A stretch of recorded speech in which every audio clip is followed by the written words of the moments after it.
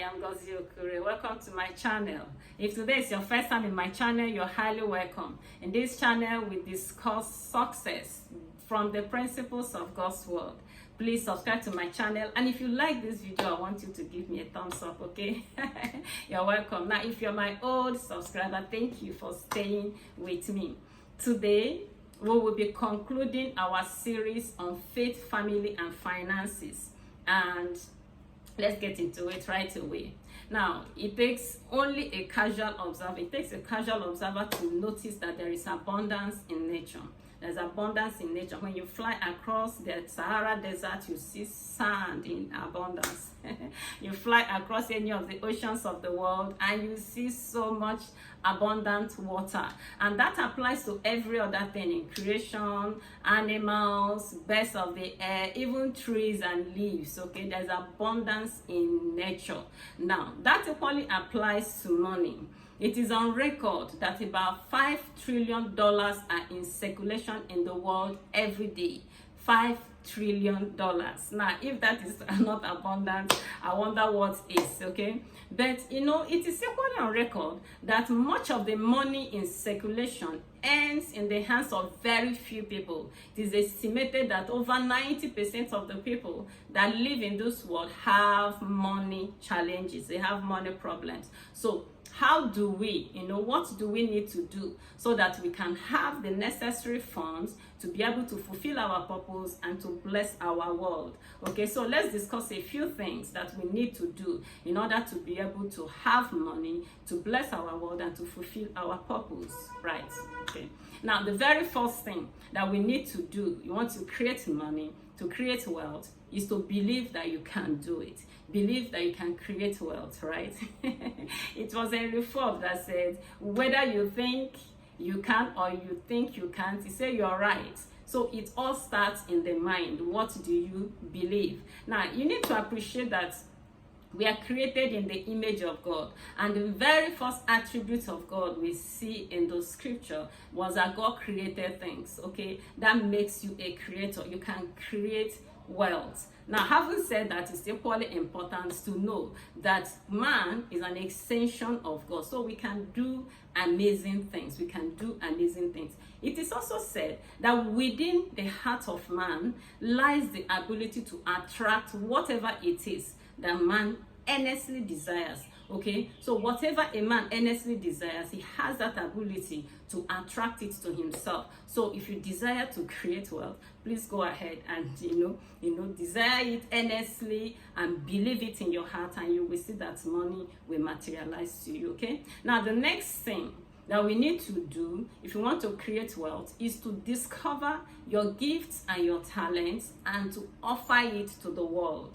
Discover your gifts and your talents and offer it to the world. Now, it is known that money flows in the direction of value.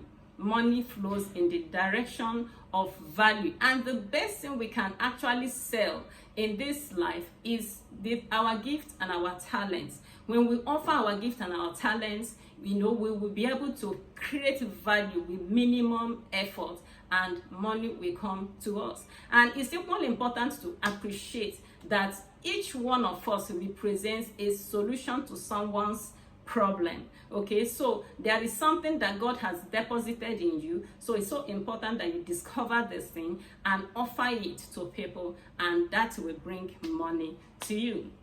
The next thing we need to do is to be diligent. Yes, diligent. Again, money flows in the direction of diligence. So whatever it is you do, channel the force of diligence at doing it. It was Dr. Maraboli that said that action is the universal currency for success. Okay, action is the universal currency for success. Now, the bane of so many people is laziness, right? Laziness is the bane of so many people. Many people will prefer to sit down and scroll their phone all through the day instead of working diligently in whatever it is that they are engaged in. Now, the next thing that we need to do is that you don't be wasteful.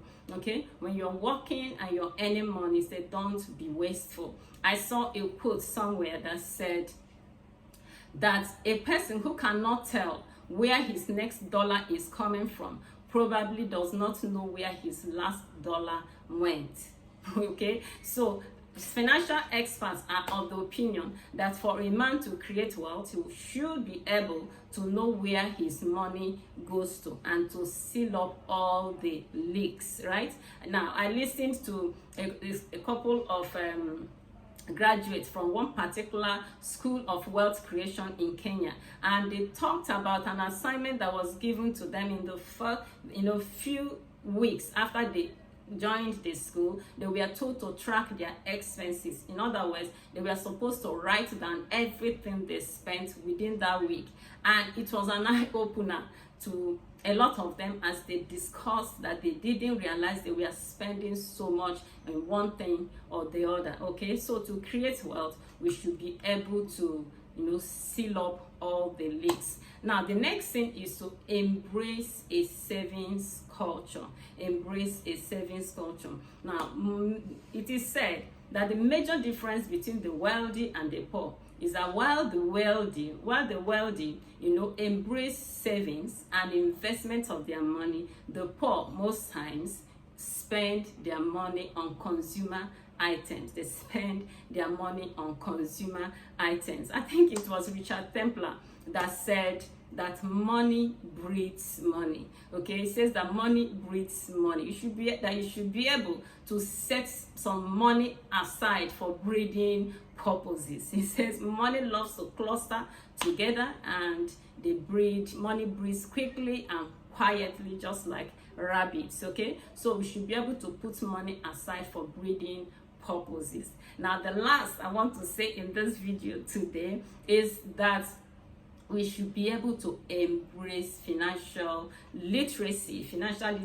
I can't say that enough. I've written it in almost all my books, right? You should embrace financial literacy. That was what Jim Rohn said. Jim Rohn says that financial literacy precedes financial freedom. You must know how to create wealth before you can create it. And the beautiful thing is that there are so many, successful people, so many wealthy people who had lived before now, who were able to write down the steps they took in creating their wealth. So if we can pick the books, read their books, we will learn from them the steps they took. And if we take the same steps, we should be able to create wealth for ourselves also. Okay, so I don't want to hear this saying that if you want to hide something from an African man, you should hide it inside a book. That shouldn't be you. Okay, so make up your mind to read and to practice all the things we have said here. Believe in your heart you can create wealth. Discover your giftings and your talents. Don't be wasteful. Channel diligence at what you do, and embrace financial literacy and savings. If you do all these things, you will be able to create the wealth that you will need to bless your family, bless people around you, and fulfill the purpose of God for your life. Thank you so much for being a part of this beautiful video. I encourage you to subscribe to my channel if you've not done so, and to give me a thumbs up. Thank you so much. Until I come your way next time, keep thriving.